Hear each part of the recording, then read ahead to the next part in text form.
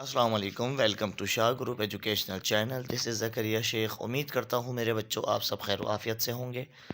جیسا کہ آپ سب کے علم میں ہے کہ ہم کلاس 9 کی اسلامیات پڑھ رہے تھے، اور بیٹا آج کا ہمارا ٹاپک ہے سورہ مائدہ آیت نمبر 33 اور آیت نمبر 34. بغیر کسی تاخیر کی جان لیتے ہیں آج کے لیکچر میں ہمیں کیا کیا ملنے جا رہا ہے. سب سے پہلے آیت نمبر 33 اور 34. آیت نمبر 33 اور 34 کا ترجمہ، اس کی تشریح، اور اس کے بعد کچھ ایم سی کیوز جو most important M C Qs ہوں گے، اسی کے ساتھ ساتھ کچھ مختصر سوالات اور تفصیلی سوالات آپ کو اسکرین پہ نظر آ رہے ہوں گے. ان تمام سوالات کے جوابات آج کے لیکچر میں آپ کو پرووائڈ کیے جائیں گے. شروع کرتے ہیں آج کا لیکچر. بسم اللہ الرحمن الرحیم.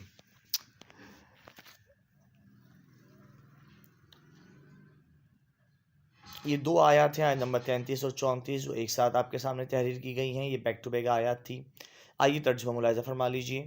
جو لوگ اللہ اور اس کے رسول سے لڑائی کریں اور ملک میں فساد کرنے کو دوڑتے پھریں تو ان کی یہی سزا ہے کہ بری طرح قتل کر دیے جائیں، یا سولی چڑھا دیے جائیں، یا ان کے ایک ایک طرف کے ہاتھ اور ایک ایک طرف کے پاؤں کاٹ دیے جائیں، یا ملک سے نکال دیے جائیں. یہ تو دنیا میں ان کی رسوائی ہے، اور آخرت میں ان کے لیے بڑا بھاری عذاب تیار ہے. ہاں، جن لوگوں نے اس سے پیشتر کہ تمہارے قابو آ جائیں تو یہ توبہ کر لی تو جان رکھو کہ اللہ بخشنے والا مہربان ہے. تشریح. اس آیت مبارکہ میں جرم رازنوں اور فتنہ اور فساد پھیلانے والوں کی سزا بیان کی گئی. اس آیت کا شان نزول یہ ہے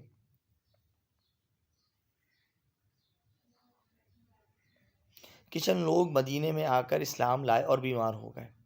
نبی کریم نے حکم دیا کہ صدقے کے اونٹوں کا دودھ پئیں. ایسا کرنے سے وہ تندرست ہو گئے، مگر مرتد ہوئے، یعنی پلٹ گئے، اور 15 اونٹ لے کر اپنے وطن کو چلے گئے. حضور نے ان کی طلب میں حضرت یسار کو بھیجا، جنہیں ان لوگوں نے ہاتھ پیر کاٹ کر تکلیف دے کر شہید کر دیا. جب یہ لوگ نبی کریم کی خدمت میں گرفتار کر کے حاضر کیے گئے تو ان کے حق میں یہ آیت نازل ہوئی کہ جو اللہ اور اس کے رسول کے قوانین کی بے حرمتی کرے، پرامن لوگوں کو اسلحے کے زور پر لوٹتے مارتے اور زمین پر فساد کرتے ہیں، ایسے ظالم اور فسادی قسم کے لوگوں کے لیے اس آیات میں 4 قسم کی سزائیں مقرر کی گئی ہیں. نمبر 1، ان کو قتل کر دیا جائے، یعنی فساد کرنے والوں کو کیا کر دیا جائے بیٹا؟ قتل کر دیا جائے. نمبر 2، ان کو سولی پر چڑھا دیا جائے.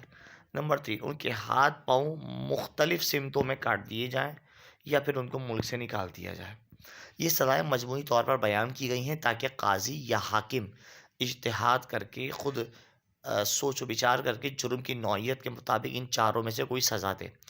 اس کا بنیادی مقصد اسلامی حکومت کے اندر قتل، غارت گری، ڈاکہ زنی، فتنہ اور فساد کرنا بدترین جرائم ہے، اور مجرم کو انتہائی سزاؤں میں سے کوئی سی بھی سزا دی جا سکتی ہے. جرم سے توبہ طائب ہو جانا. پھر اگر دوسری آیت میں جو بھی ہم نے آیت آپ کے سامنے ذکر کری اور ہم نے کہا تھا کہ 2 آیتیں ایک ساتھ ہیں، تو پہلی آیت میں تو سزا ہے کہ 4 سزائیں ہیں بھائی، کوئی بھی ان میں سے حاکم یا جج ہوگا، وہ ان 4 میں سے جو مناسب سمجھے گا وہ دے دے گا. اگر کوئی توبہ کر لے تو دوسری آیت میں آیا ہے کہ اگر کوئی فسادی اور ظالم حکومت کی گرفتاری سے پہلے توبہ کر لے تو یہ شرعی سزائیں جو حقوق اللہ میں سے ہیں وہ معاف ہو جائیں گی. البتہ حقوق العباد کے تحت ان کا معاملہ حقداروں سے ہی طے کرنا ضروری ہے، یعنی لوٹا ہوا مال واپس کریں یا اس کا تاوان دیں. اور اگر قتل یا زخمی کیا ہے تو ورثاء قصاص یا خون بہا پر راضی ہو جائیں یا معاف کر دیں تو اس کی جان بخشی ہو سکتی ہے، ورنہ نہیں. اسی کے ساتھ ساتھ اس آیت میں چور، رازنوں اور اللہ کی زمین پر فساد پھیلانے والوں کے لیے سخت سزا کی وعید بیان کی گئی ہے. اس آیت کی شان نزول یہ ہے جو بھی آپ کے سامنے ہم نے پیش کیا کہ چند لوگ مدینے میں آ کر مسلمان ہوئے، کچھ عرصے کے بعد بیمار ہوئے تو رسول اکرم نے انہیں حکم دیا کہ مدینے کے اطراف میں چند اونٹ پھر رہے، ان اونٹوں کا دودھ پئیں. جب ان لوگوں نے دودھ پیا تو اللہ نے انہیں شفا دی، مگر شکر ادا کرنے کے بجائے وہ مرتد ہو گئے، اسلام سے پھر گئے اور 15 اونٹ لے کر اپنے وطن واپس چلے گئے. رسول اکرم کو جب اس بات کی اطلاع ملی تو جناب یسار کو ان کے تعاقب میں بھیجا، اور ان لوگوں نے جناب یسار کے ہاتھ پاؤں کاٹ کر بڑی بے دردی سے شہید کر دیا. جب یہ لوگ رسول اللہ کے پاس گرفتار کر کے لائے گئے تو ان کے لیے یہ آیت نازل ہوئی. اور ایسے فسادی لوگوں کے لیے 4 قسم کی سزائیں بیان کی گئیں جو آپ کے سامنے مندرجہ ذیل ہیں۔ آئیے اب جانتے ہیں کچھ اہم امپورٹنٹ MCQs۔ یہ کہتے ہیں فرسٹ اسٹیٹمنٹ، حقوق اللہ سے متعلق سزائیں توبہ کرنے والوں پر ہو جائیں گی، ساکت، برقرار، مشروط یا بدستور؟ دیکھتے ہیں اس کا جواب کون دے گا۔ بالکل صحیح جواب، ساکت۔ اگر کسی نے اللہ سے توبہ کر لی تو یہ سزائیں اس پہ ختم ہو جائیں گی۔ یسعون کا معنی کیا ہے؟ وہ کوشش کرتے ہیں، کھلی ہدایت، وہ لڑائی کرتے ہیں، کاٹی جائیں گی۔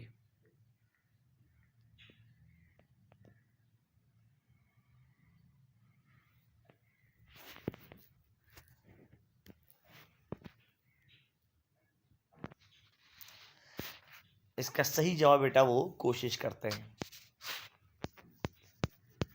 اگلا اسٹیٹمنٹ آپ کے سامنے، تقدیرو کا معنی کیا ہے؟ نہ کھائیں، انہوں نے توبہ کی، اترانے والا، یا تم قابو پاؤ؟ دیکھتے ہیں اس کا جواب کون دے گا۔ بالکل صحیح جواب، تم قابو پاؤ۔ آئیے مختصر سوالات کی طرف چلتے ہیں۔ توبہ کرنے والوں کے لیے سورہ مائدہ میں کیا حکم ہے؟ جواب یہ ہے کہ سورہ مائدہ کی آیت میں جرم سے توبہ کرنے والوں کے بارے میں حکم ہے کہ اگر کوئی فسادی اور ظالم حکومت کی گرفتاری سے پہلے توبہ کر لے تو یہ شرعی سزائیں جو حقوق اللہ میں سے ہیں ان پر ختم ہو جائیں گی۔ البتہ حقوق العباد کے تحت ان کا معاملہ حقداروں سے ہی طے کرنا ضروری ہے۔ مثال کے طور پہ حقوق اللہ تو معاف ہو جائے گا لیکن حقوق العباد معاف نہیں ہوگا۔ ایک شخص نے ڈاکہ ڈالا تھا، گرفتاری سے پہلے اس نے توبہ کر لی تو اللہ کی طرف سے تو معاف ہو جائے گا، مگر جس کا مال اس نے چھینا ہے جب تک اس کو مال واپس نہ دے یا وہ مال والا اس کو معاف نہ کر دے تب تک وہ اس سے معاف نہیں ہوگا۔ توبہ سے حقوق اللہ یا حقوق العباد کی معافی کی وضاحت کریں۔ کہتے ہیں سچے اور خلوص دل سے توبہ کرنے والوں کو اللہ نے معافی کا در کھول دیا ہے، جس کی وجہ سے توبہ کرنے والوں کی سزائیں جن کا تعلق حقوق اللہ سے وہ ختم ہو جائیں گی، مگر ایسے جرائم جن کا تعلق اللہ کے بندوں سے وہ معاملات حقداروں سے ہی طے کرنا لازم ہے۔ اگر حقدار معاف کر دے تبھی معافی ملے گی ورنہ سزا برقرار رہے گی، جیسے کہ بتایا گیا۔ آئیے بیانیہ سوالات کی طرف۔ قرآن کریم میں امن عامہ یعنی امن میں خلل ڈالنے والوں کے لیے کون کون سی سزائیں بیان کی گئی ہیں؟ قرآن میں امن میں خلل ڈالنے والے ایسے لوگ جو راہزن ہیں، اللہ کے ولیوں اور مسلمانوں کو نقصان پہنچاتے ہیں، رسول اللہ سے لڑائی کرتے ہیں، اللہ کی زمین پر فتنہ و فساد برپا کرتے ہیں، ایسے لوگوں کے لیے اللہ نے دنیا میں سخت ترین سزا کا حکم دیا۔ سزائیں 4 قسموں کی ہیں، 2 بار بتایا جا چکا ہے، آج ہی کے لیکچر میں تیسری بار بھی بتا رہے ہیں۔ انہیں قتل کر دیا جائے، انہیں سولی پر چڑھا دیا جائے، ان کے ہاتھ پاؤں مختلف سمتوں سے کاٹ دیے جائیں، انہیں ملک سے نکال دیا جائے یعنی جلا وطن کر دیا جائے۔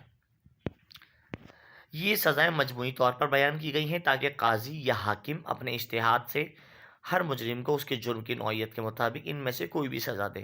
اس کا بنیادی مقصد اسلامی حکومت کے اندر قتل و غارت، ڈاکہ، بغاوت، فتنے اور فساد کی روک تھام ہے۔ جب ایسے مجرموں کو سخت سزا دی جائے گی تو دوسرے لوگ ایسے جرائم کرنے سے گریز کریں گے اور معاشرے میں امن و سکون قائم رہے گا۔ یہ تھا آج کا لیکچر جس میں آپ کو ہم نے سورہ مائدہ کی آیت نمبر 33 اور 34 بما احکامات MCQs مختصر اور تفصیلی سوال کے ساتھ ڈسکس کی۔ یہیں پر آج کا لیکچر اختتام کو پہنچا، سرزا کریے کوئی اجازت دیجیے۔ ملاقات ہوگی اگلی کلاس میں، اپنا بہت سارا خیال رکھیے گا۔ السلام علیکم ورحمۃ اللہ۔